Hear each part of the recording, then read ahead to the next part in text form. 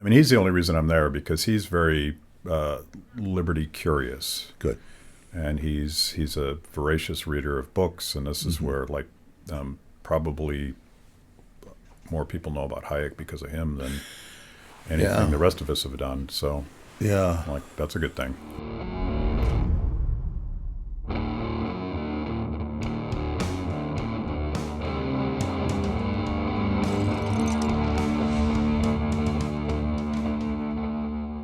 Father Sirico, welcome to the Death Star, Washington, D.C. It's so good to be here. Are you nervous every time you get near the Capitol like this? I break out in hives. I have this allergic reaction to bureaucracy. Yeah. So I don't know why I live here, but it's just a thing. Well, we need missionaries everywhere. My policy is to come in and get out before I can catch anything I can't get cured. Yeah. So it's a little bit like Lord of the Rings. You can put the ring on, but you better take it off quick. very quick. So you are a man of many collars, if I can put it that way. Mm-hmm. Why don't you tell our audience, obviously we're going to talk about the Acton Institute, but tell us what you're up to right now, because you got a bunch of stuff going on. Well, I think like everybody else in the world, and particularly in our liberty movement, is we're trying to pivot to communicate the message now through other vehicles. And that has really opened a whole new area of potential and creativity. You have to think outside of time and space, in a sense. Our work is international. So when we do a conference, we have to think time zones as well. And then the whole thing this is back in maybe February when we began realizing we needed to shift some of our programming, because we have a huge program every year, 1,000 people in Grand Rapids from all over the world. We knew we'd have to shift. And then the whole notion of synchronicity and asynchronicity, this was a new word for me, asynchronicity, and how to present that message, and the fact that the conference isn't just a 4-day conference anymore, it's ongoing. People can go on our website and dive in. The live portions of it obviously aren't there. But so that's what we're doing. I'm learning a lot about the opportunities here, but also the challenges present themselves in new forms. I mean, the response to the coronavirus, the crisis, to allude to Higgs's book, Robert Higgs's book, Crisis and Leviathan, has presented new opportunities for the Leviathan, and new assumptions, on the part of the state, and new acquiescence on the part of the citizenry to capitulate. It's to me, it's shocking as someone that believes that there's something about liberty in our hearts, like everybody's got that in us, but the poison, if you will, is fear. And the government has very ably, not just the government, I call it, much like there's a poverty industrial complex, I think there's a pandemic industrial complex. There's a network of government agencies and NGOs and even private healthcare and pharmaceutical companies. Well, but they're all swirling around the government, right? The licensing or the funding or all of that really kind of concentrates in the state, ultimately. Yeah. It's not just competition among drug companies. It's bidding for licensing and copyrights and things like that. Yeah, that cronyism, it's just a natural state of every good thing we try to do, and certainly finding a solution to a pandemic is a good thing that we need to do. Yeah. but it strikes me that they need a crisis even if there isn't one. Yeah. And I worry about this, and I've seen you cite Robert Higgs before, but I worry that we don't get any of our liberty back after they stop helping us. Or a little bit of it. I suppose some of the things that we need to emphasize in the midst of this whole thing is the way in which the first response was, in some instances, was to repeal regulations. So like the fact that doctors and nurses couldn't cross state borders without, they had to exempt people from that and exempt the ability of distilleries to produce sanitizers and exempt the mask makers from certain government requirements, all of these kinds of things that pulled back. So there's that's not been emphasized enough, and how the discovery of the cure, whatever that's going to be, the vaccine or what have you, is going to come out of where all discovery comes out of cooperative enterprise and competition, where people make mistakes and learn from other people's mistakes, that kind of thing. I was being the dork that I am very early on in the pandemic and the lockdowns. I immediately started thinking about Frederick Hayek and his whole understanding, and I've seen you speak about this as well, his whole understanding of the spontaneous order, right, and the process by which people figure out the radically uncertain and unknowable future. And I'm like, if we don't know anything about this pandemic, why would we centralize everything right now? Right. The pretense to knowledge. Yeah. And that's really what they're saying, except when you scratch the surface, you realize, well, we really don't know. I mean, this is really taken us all by surprise, and this is not just the flu, but on the other hand, some people experience it just like the flu. And it's that pretense to knowledge that the state always acts and asserts itself and doesn't allow for alternative solutions, especially solutions on the more local levels. It's very dangerous that they pretend to know a lot more than they do right now. Yeah. But deadly, you might say. Yes. So I'm obsessed about this because we've all been locked down for too long, and I worry about the human consequences of that. Yes, yes. But I want to get back to something more positive. You're talking about Acton University adapting to this online, let's call it an opportunity. It's a necessity. It's an opportunity. We're having to reimagine how we do what we do, but that's where good stuff comes from. In the middle of the lockdown, where we had to furlough some staff, and we all took cuts in pay, and I went off salary. In the midst of all of this, we began planning, and I just felt this surge of energy and creativity, not just myself, but on the part of our staff. We can do this thing. We've got this. And so I really do think when there are challenges, if you're entrepreneurial enough, you discover alternatives. Was Acton doing conferences all over the world? I know that I don't think he's with you anymore, but my old friend Kishore was at the Vatican for a long time. Right. But had you had conferences all over the world? How did it work? Yes, well, we've been 30 years. So we came into existence right about the time of the collapse of the Soviet Empire, and saw the opportunity to go. And one of the first things I did with my colleague Chris Maurin, who's the co-founder of the Institute, was I bought an old trunk and filled it with books, Liberty books, all kinds of things.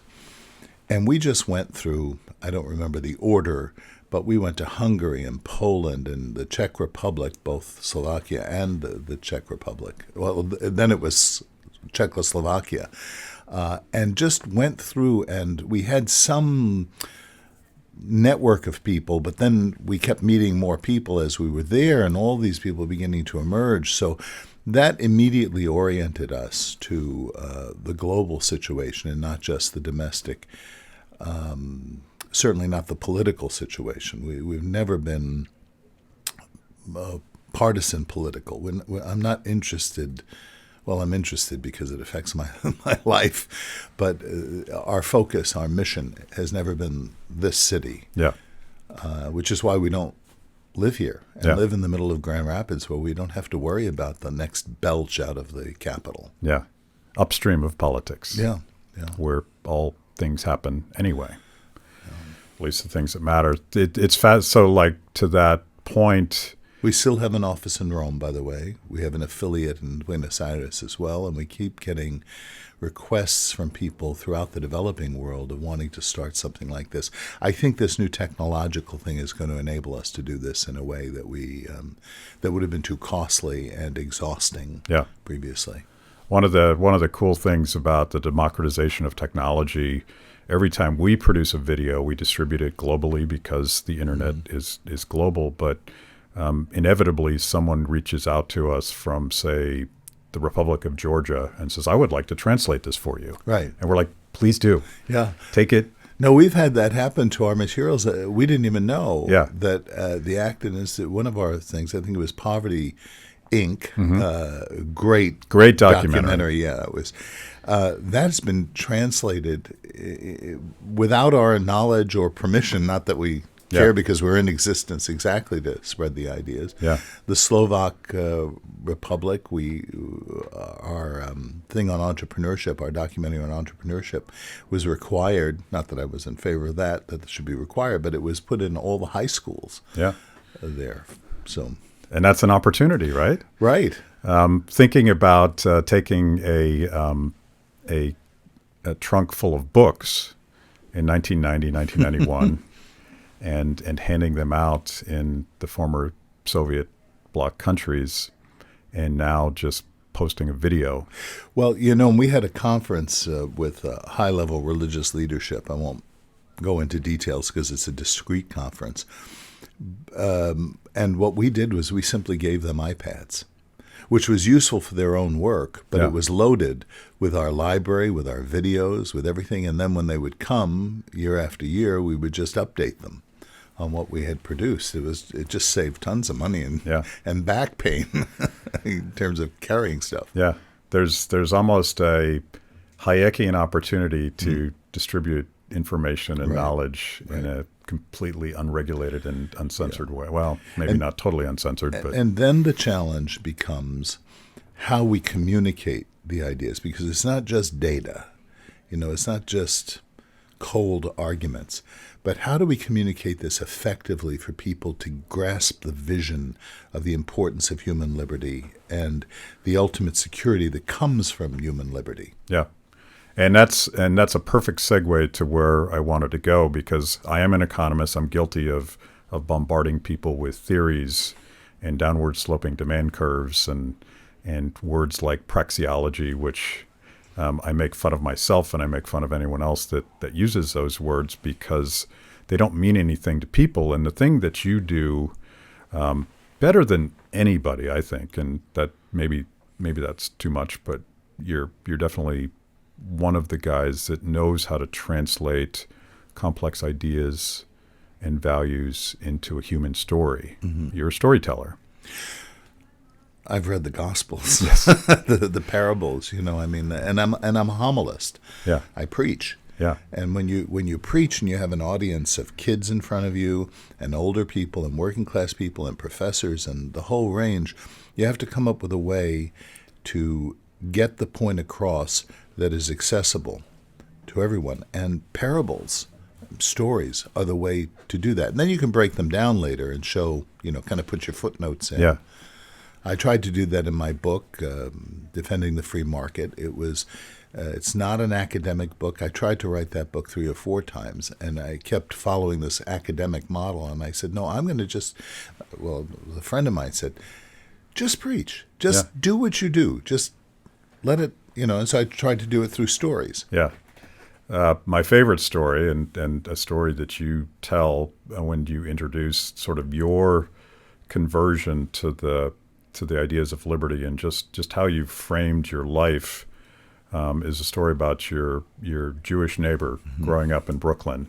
Yeah, share that story with us. So I grew up on Coney Island Avenue, which is a busy. It's not the beach, Coney Island. That's 2 miles down the Coney Island Avenue. And we were in a little apartment, probably as big as this studio. I'm sure I'm remembering it as being much bigger, but I think in reality it was probably as big as this. And we had, in the kitchen, it looked out into another apartment, which was identical to ours. And from my kitchen window, I could see Mrs. Schneider making some rucola, a kind of Eastern European pastry. It's just delicious. And as she was doing this on a spring day and rolling the thing and putting the cinnamon and the raisins and the nuts and everything out, and then putting it in her Wedgwood oven, I just became mesmerized watching her do this. And she's wearing a short-sleeve 1950s dress, and she was in and out of the Wedgwood oven. And she never said a word to me until the very end, at which point she looked up. She saw me kind of peeking over my windowsill, and she said, "You'll come, I'll give you to eat." And so I scampered across. It was kind of an air vent area where you could go across, or you go up really to the roof, which was what it was for. And she placed a napkin on my hands and proceeded to put these rucola into the napkin, these warm, luscious, aromatic pastries. And as she did so, I saw on her arm a series of blue tattooed numbers. At that point, I was about 5 years old. I had never seen that before, but then saw it subsequently, because once I saw it, I became much more aware. And this is the 1950s Brooklyn, so a lot of the refugees had come, and many of my friends' parents had survived the Holocaust. And when I got back into my kitchen and hid my treasures from my siblings, my mom came in, and I said, Mrs. Schneider had given me these. And I said, "But why does Mrs. Schneider," and I don't really remember this, but my impression of the memory is that I whispered it for some reason. "Why does Mrs. Schneider have tattooed numbers on her arm?" And my mother proceeded to explain by use of an analogy. And she said, when you watch the cowboy movies and they capture a calf, what do they do with it? I said, "Well, they tie it up and then they brand it." And she said, "Why do they brand the calf?" And I said, "So that all the other cowboys know who owns that calf." And my mother said, "That's what some people did to Mr. and Mrs. Schneider." And right there, it just set the whole... I don't know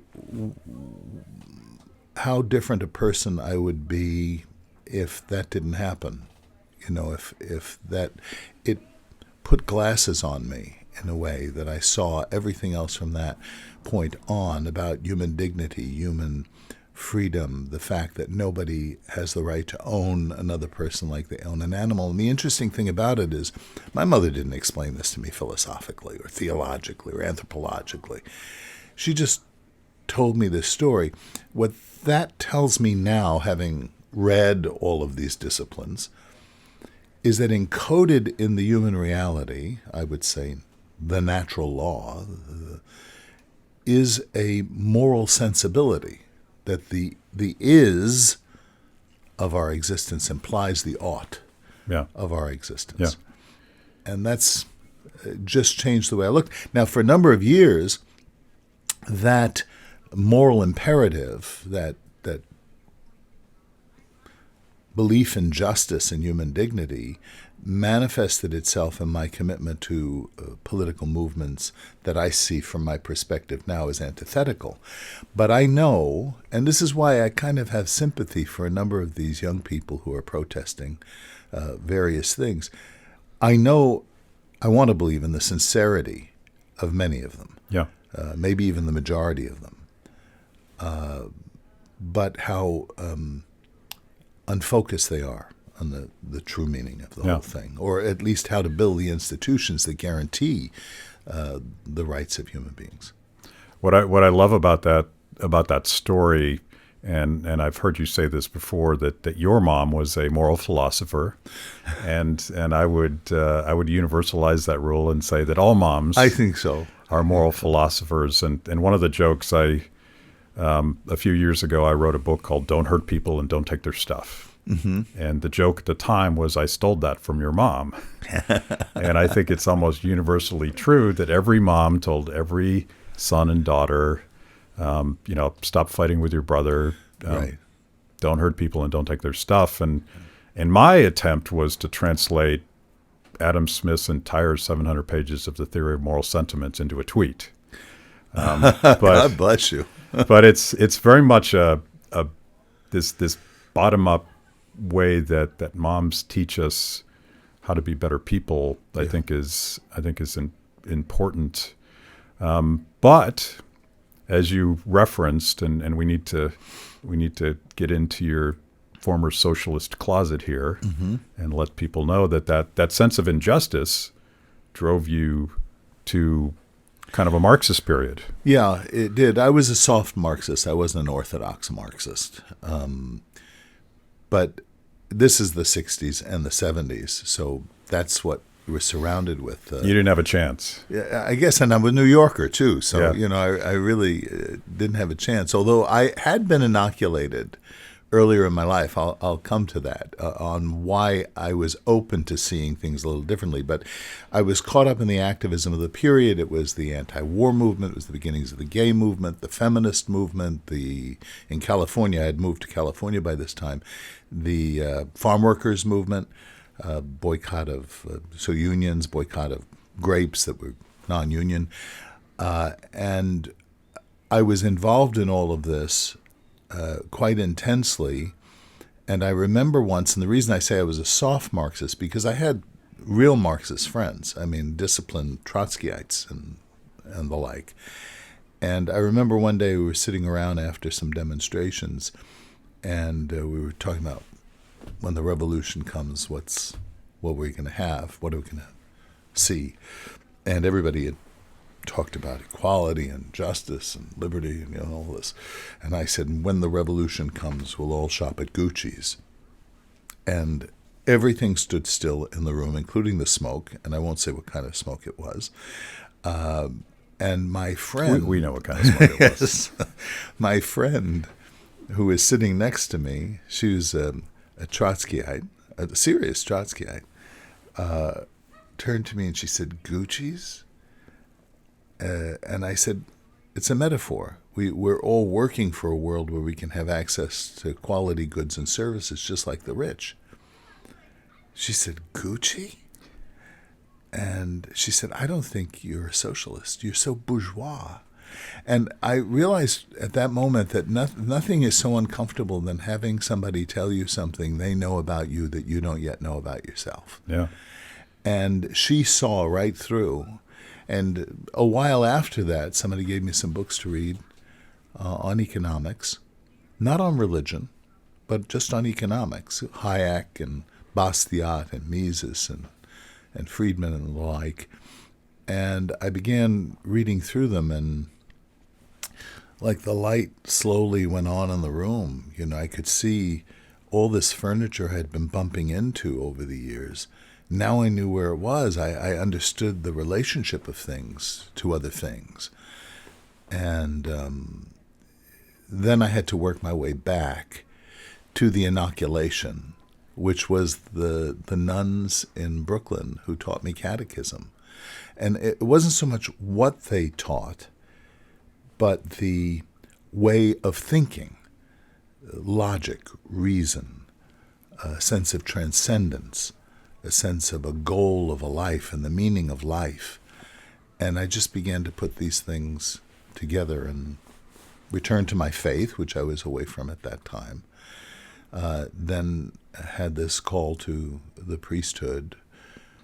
And then when I get into seminary, I see they're all, this is now the 80s, they're all enamored of liberation theology, which was the same stuff, but now baptized, that I had left on the streets of California. What was there a particular book that where you felt like the light went on? I suppose if I had to point to one book, I suppose it was The Law by Bastiat, Yeah. which is such a simple little book. I mean, a high school student could read it, but it really reveals some things about what fraternity is, because he keeps using this phrase fraternita. Yeah. And legislation versus looting. Yeah. Those kinds of things that are really rooted in again, logic and the natural law. And that just, as I say, it opened up a whole new way of conceiving social order. Yeah. I hear a lot of Bastiat in the story that you tell, and simplify everything down. We basically have two choices when it comes to how we organize society. We can cooperate, or we can use force to take other people's stuff. Right. And that seems right out of Bastiat. Yeah. No, it really is. And it's right out of human reality, isn't it? Yeah. We need regulations. We need order. But the question is, what is the source of that regulation? What is the source of that order? It can be, in other words, we need things that conscribe our behavior, that constrict us. So, because if we do everything we want to do, and this is the false notion of liberty that the left is engaged in, that the 60s introduced, I need to experience everything I have a passion about. If you do that, then you have Harvey Weinstein, you know. And so the question is not, should our behavior be constricted, but how should that be constricted?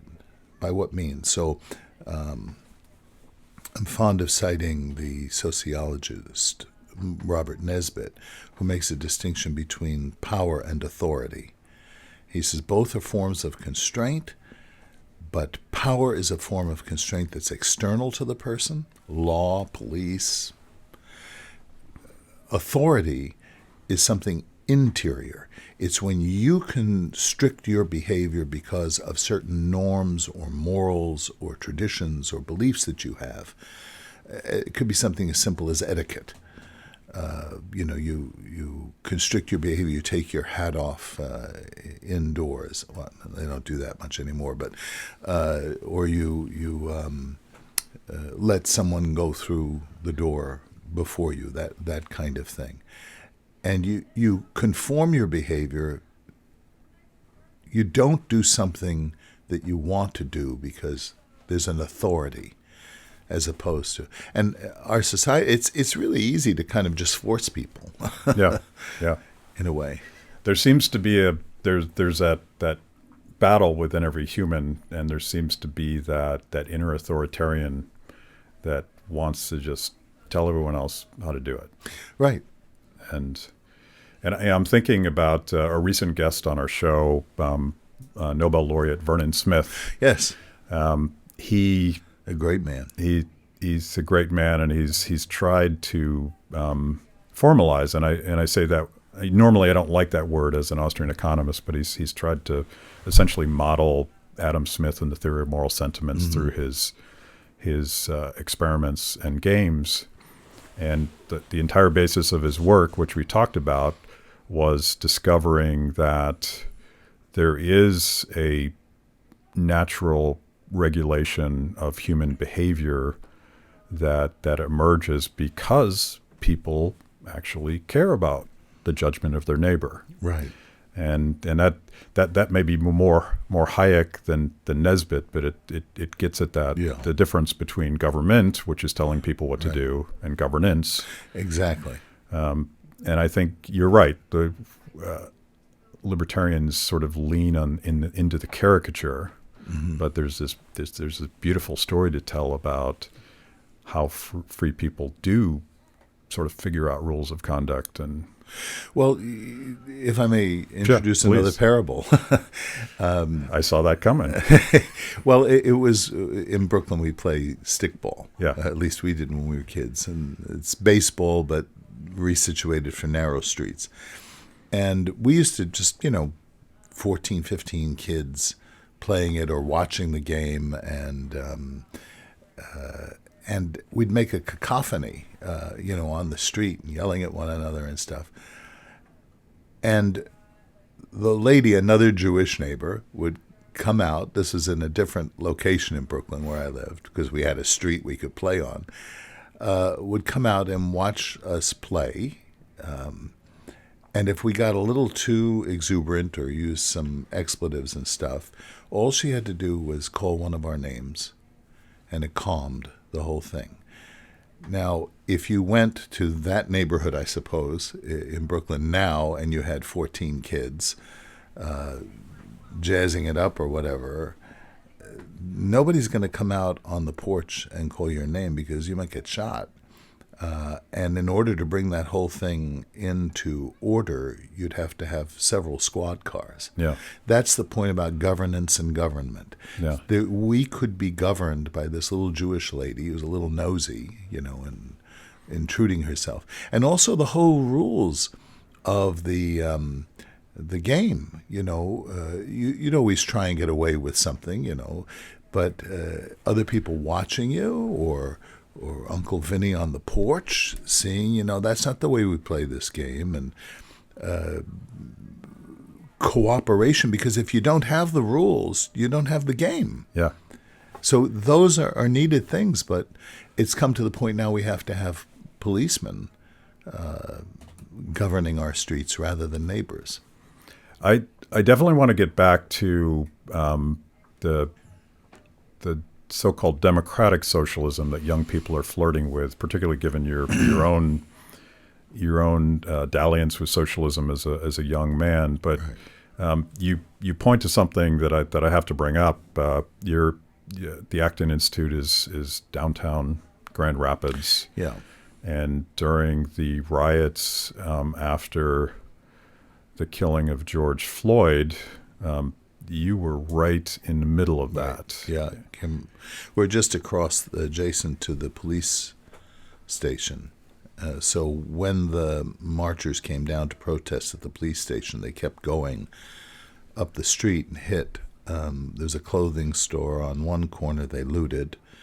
And then we have a kind of Mexican restaurant right across from our parking lot, and they busted the windows. And they tried to do that with us. We have bulletproof windows, which we put in intentionally because we thought years ago when we were doing this that we could be the target of people. So the planters they threw at the windows bounced back. Yeah. Thank goodness. But you know what happened the next day in Grand Rapids is very interesting. The next day was a Sunday morning, and I went to that area. There were 3 or 4 police cars burned on the street just down from us. And I drove through that whole area, and what I saw stunned me. There were all these people out cleaning up. I don't know how they knew. I think on Facebook, church groups, people brought coffee, they brought pizza, they brought buns. They were scrubbing the thing, wiping down the graffiti, bordering up the stores, and it was just a spontaneous response to this on the part of the people in Grand Rapids. Who said, this doesn't represent our culture and our community. And I think for a lot of the people who were protesting George Floyd's death, which needed to be protested, and all of these kinds of actions against African Americans in particular in this country, we have a history of this. Anyone who says, no, everything, that's just not true. I mean, I know, if you know black people, a particularly black guy trying to get a cab on the street, for most of those people, they were reacting to what I reacted in seeing Mrs. Schneider's tattoos. Yeah. The problem is you have some people around that, and it doesn't take a lot to throw the first brick, and then everybody is in chaos. Yeah. Your neighbor's tattoos and the killing of George Floyd should be a teachable moment about the horrible abuses of unchecked government power. Right. I don't know that that's what's happening with, tragically, I don't know that that's what's happening with the protesters, Black Lives Matter, all of this. I'm afraid that the violence is actually empowering the same forces that led to that crisis in the first place. Yeah, I think what's happening now is they are formalizing and ideologizing, if that's a word. It is now. The response to the the injustice against people, and unfortunately they're taking a page out of the handbook of their oppressors. Yeah. They're going to just do, and history is replete with examples of this kind of thing, rebelling against the monarchy in France because of its injustice, and then creating a terror that was every bit as bad or worse than. Yeah. I always I see professionals who have very much said that they're sort of explicitly Marxist. And yes. Black Lives Matter as an organization is that. Yeah. A great slogan. Right. Because who can disagree with that? Of course Black Lives Matter. But the organization is putting this in a very ideological framework, which is taken right out of Marx, right out of Engels. And starting with Marx, one of the core parts of Marxism is violence is part of the process by which we get from late stage capitalism to this supposedly beautiful world of communism. Withering away of the state. Yeah. But I draw a bright line between those professional agitators and people that are righteously demanding justice for wrongdoings. And I think I see too many conservatives fall into this us versus them sort of trap where you have to choose between Black Lives Mattering and Blue Lives Mattering, and it's like right. It's exactly the Marxist taxonomy that has captivated people's mindset for 100 and something years now is predicated on this division. Class warfare, class struggle, that somebody benefits only at the expense of somebody else. It's divisive. And if I may, for a moment, be theological, people may not realize that the devil, the name devil, the title devil, is the divider. He is the one who dissembles. He takes things apart rather than the order and the creation that God does, brings things together. And so when they are operating on this notion of violence and struggle, class struggle, rather than cooperation and encounter, I think you have a very destructive but exhilarating element that is introduced into the social fabric. And I think we're going through a period of that. There's a lot of exhilaration. What we need to do is somehow communicate to well-intentioned people what the alternative is, what the real concrete alternative is. Yeah. Well, let's talk about well-intentioned people. And sometimes I get in trouble because I interpret very sympathetically a lot of the things that I hear coming from someone like Alexandra Ocasio-Cortez. And I use her as a proxy for an entire movement of young people who are flirting with democratic socialism. Right. And it's not about her. It's about the millions of people that think that they agree with her. Yeah. She talks a lot about dignity, economic dignity. And that's a word that you use a lot as well. Yeah. How do we get dignity? Well, first off, we have it. By our nature, nobody gives us dignity any more than people giving us our rights. The state doesn't give us our rights, right? The family doesn't give us our rights. Our neighbors don't give us dignity. They can insult our dignity. They can take away our rights and violate them. So I think you begin with that anthropology, that notion. And when you have this sense that I am a being of dignity, of infinite worth, there's also a creative dimension to that. There's that you want to see and relate and bring things together and build. I think all of that are the kind of the rudiments of the free society, of the creative society, of what later on, somebody like Hayek will talk about in terms of the discovery process, entrepreneurship, and all the rest of it. I think when Ocasio-Cortez speaks about dignity, it's something that, and I may be wrong here, but it's something that is conferred upon us by society. And I think that's very dangerous, because the society that can confer dignity and rights is the society that can remove it as well. So I think it's a different anthropology really operative. Yeah. She seems to believe, and she talks, and she is prone to saying things that I would find outrageous as someone that understands how markets work, but she thinks she's exuberant. She doesn't think very deeply about this, but her intentions seem to want to help people. Huh? And it's one of the phrases that democratic socialists will use is slave wages, and the very idea of working for her. She actually suggested during the lockdowns that it would be undignified for people waiting tables and baristas and people earning wages to actually have to go back to those jobs. And I'm like, of course, I'm wondering to myself, well, where are they going to go? Right. But obviously she wants the government to pick up that responsibility, and seems to think that you can legislate dignity. You could pass a bill. Exactly. You could pass a universal basic income that would give people dignity. Right. And I think that's more scary, I think, than the other consequences of central planning, because I feel like the dignity in each one of us, and I'm going to test this theory on you because you can correct me. We have to work for that. We have to struggle a little bit. We have to take responsibility. Yeah. We have to sweat a little bit. Right. To me, that's where that fulfillment in life comes from, and I don't think she gets that at all. Yeah, as though you could package it, and as though it's just a material thing.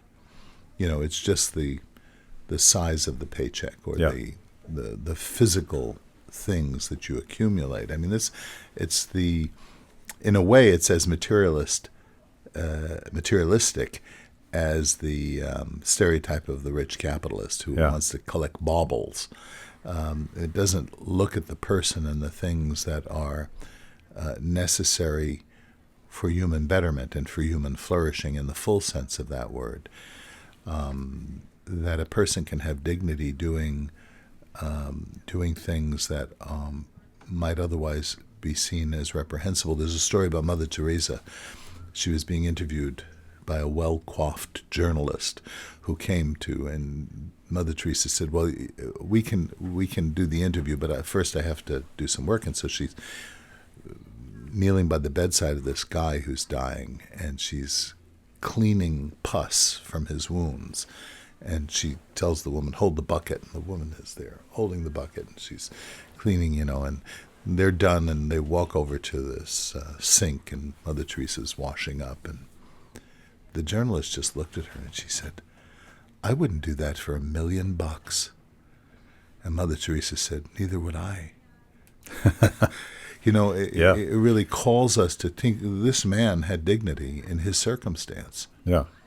And it is, as you say, it's the struggle is part of, that's even physically, it's working, physically exercising, it's unpleasant. It seems like it's destructive, and in a way it is, but then it builds back muscle, this kind of thing. And even psychologically, the acceptance of reality about ourselves is a very uncomfortable thing to undergo. And I think all of that is missed in this kind of materialist universe that's just, or presumption mindset, that's just focused on the material, on both sides of this question, on the left and on the right. Yeah. So, and you're scratching at that, but I'll ask directly, what do you think I hate to say pitch because I don't think it's a sales pitch, but what is the alternative for young people that believe AOC when she says that the government can give you dignity, but markets are undignifying? Well, how do we make that moral case? Another one of the phrases that the left uses, that I've thought is just so obvious, that the way in which they want to go about achieving this is not through the state, but the phrase they use is, we want people to have self-determination. We want people to determine what they want to do in life. And if that is not liberty, I don't know what liberty is. You're not going to get self-determination by being told where you can work, what you can do, how you can dress in a given circumstance, and all of these. The regulatory society, the society gives us licensure to do all of these things.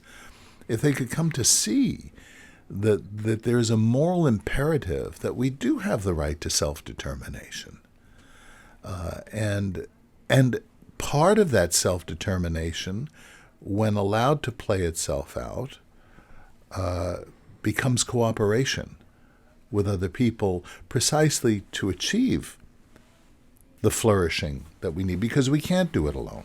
We're not atomistic individualists. That's true. We are social beings. That's the reality of who we are. But there's this tension between communist man and Ayn Rand's radical individualist. And it's to recognize that we are social beings who need other people for our betterment. And the best way to achieve that is to encounter them rather than just to see it as a conflict. Yeah. I'm thinking back to the documentary you referenced, Poverty, Inc., Yeah. and the supposed good intentions of this massive global infrastructure Yeah. of do-gooders that really want to tell other people how to live their lives. Right. And underlying that entire documentary is that we need to free people up so that they can live that self-determined, dignified life. Right. You may have actually used those words in that documentary. I don't remember. Probably a few times. The philosophical way of expressing it is to say that the person has to be his own subject. He can't just be the object of other people's pity or charity, or that the way in which this needs to happen is that people need to take their freedom to build up society. Yeah. So I have to ask, your gateway was Frederick Bastiat, the law. Among others, yeah. My gateway, which I've said 1,000 times, was a Rush album called 2112, which is dedicated to the genius of Ayn Rand. Oh, yes. Yeah, I think I did hear that. Yeah. And it's actually the entire first side of that album is basically lifted directly from the little novelette Anthem. That's right. Yeah. Yes. So Anthem was, and I sort of stumbled across these things because back then you couldn't Google it or anything else. Is there, and I know you've talked about this, is there common ground between people that are sort of enthused by that Ayn Rand individualism and your perspective as a man of faith? Yes.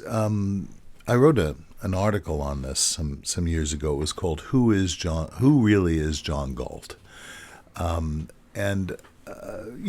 Make very clear that Rand was an evangelical atheist, and I think in many respects a rather unhappy person. But boy, could she tell a story, and the story that she's telling, in the broad sense, at least through the lens of Atlas Shrugged, is the story of redemption, the search for that one great perfect man who will accumulate around him a faithful bride or associates, who will come to the world and be hated by the world, and even to the point of being persecuted and have 5 wounds imposed upon his body. And even in the process of that, the persecutors can't do it, and they need his help to do it. They need, in a way, his knowledge of how things work to do it. And then for that perfect man to take his flock out from the system as it's collapsing and pronounce a benediction over it at the end. This is all Rand, but this is all the gospel. Yeah. And I think what she does, St. Augustine has a phrase. In a lot of St. Augustine's theology is to say that we know God here and work out. This is why he speaks. He speaks about the beauty ever ancient, ever new. Ever ancient, ever new. I'm discovering this as I'm moving toward you, but I was looking in all the wrong places. And one way of saying that is that for St. Augustine, that even the man knocking at the brothel door is seeking God. He's seeking eternity. He's seeking the good. He's looking in the wrong place. And I think that's the thing with Rand. And I've been criticized for saying that as a priest. How can you say anything good about Rand? No, I think she was, I think her philosophy is inadequate. It is, but it's very derivative in a lot of respects. She's pulling some Aristotle, and I think the iconography of the Russia that she grew up in is apparent in her works, but I think she was oblivious to it. So that might be. And then, of course, the whole thing about human dignity. I think that human beings are more than individual. I think we are individual, but I think we're also social. And I think human creativity is something to be praised, which you see in the Gospels. In the story of the talents, the man who produces more, So I think there are points of contact for the strict Orthodox Randian, maybe not, because, it just is kind of as narrow as a sectarian Christian can be. I think of two things, and then I've had some of my progressive friends on the show who would use the caricature, and I think Pope Francis probably agrees with this caricature or employs it, that you have this atomistic Randian character. But when I look at her characters, I don't actually see that. I see people that view individualism as a responsibility. And I also see a young girl who watched her family be destroyed by Bolshevism. So and the whole society. Yeah, there's a lot of rage against the machine going on she's there. A very angry woman in that regard. And I have a lot of theories about Rand. I think she had some, especially in We the Living, you see the trauma of this woman. This is the closest thing to an autobiography. And her response to it is Superman, much more in the original text of We the Living than in the revised text of it. But little Alice was brutalized. Yeah, there's some and she Nietzsche brutalized there, others. Yeah. This Nietzsche is there. Yeah. Little Alice was brutalized, and like many people who are brutalized and abused, she was that way with others. She was ruthless with others. We're running out of time, but I have to ask you about Pope Francis. Yes. I don't think he agrees with you on some of this market stuff. Yeah, I think I'm grateful that the gift of infallibility that is entrusted to the successor of St. Peter does not extend to the economic sphere, that the Church itself does not profess to have competency in economics as such, that the authority of the Church is in faith and morals. And when he speaks on that, I don't have a problem with this. When he tries to kind of extrapolate that, and I see in his writings a real tension, because he sees the poor, and he understands that in some sense it has to be business that is going to pull people up out of poverty. But he just says that and then leaves it. And then when he makes empirical claims, such as he does in his encyclical on environmentalism, now this is not a theological claim, it's an empirical claim, that the period of industrialization was the worst period in human history. When one looks at that period in terms of human betterment and well-being and access to food and longevity and all the rest of it, it actually was one of the most dramatically positive periods in human history for human beings. Not to say that there wasn't struggle and pain on the part of humanity, but it's the contrast of that struggle with the betterment that was occurring at the same time that brings the whole thing into relief. In other words, we more clearly see the evil of unchosen poverty because we see the potential of how people can live. And I think the Pope doesn't make those connections. And I'm free as a faithful Catholic, and I'm a pretty traditional Catholic, I'm free to disagree with him on his economic analysis. There's a new encyclical coming out just tomorrow called Tutti Fratelli. It's taken from St. Francis, all brothers. We're all brothers. And again, I see these themes, these mixtures of things where he can only see economic success as exploitative. And yet, how are you going to help the poor if you don't have businesses to feed the poor? It's not just enough to wish that they have enough to eat. You have to know how to build factories that produce food. We will leave that at that, but I want to wrap up by giving people an opportunity to discover Acton if they don't know about you and any hot new projects that you're excited about. First of all, how do we find Acton? And Acton.org. And right on there's just a ton of things that you can go and look at our film productions or our conferences. We have a whole set of lectures that really give you the foundation of what our ideas are, growing conferences, and that people are gonna. So go to Acton.org and you'll see it. You can watch Poverty Inc. I think it's on Amazon, and again, we have a lot of those videos available on Acton.org. Okay. Well, we have to whisk you out of the Death Star before it was a pleasure visiting, really. Yeah. What a lovely environment. And you have some nice bourbons over there, I see. Well, next time we should dip into those as well. Later in the day. Thank you, Father. Thank you.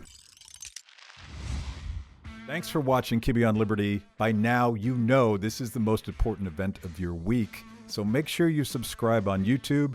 Click the little bell so you get notifications. Kibbe on Liberty, mostly honest conversations with mostly interesting people.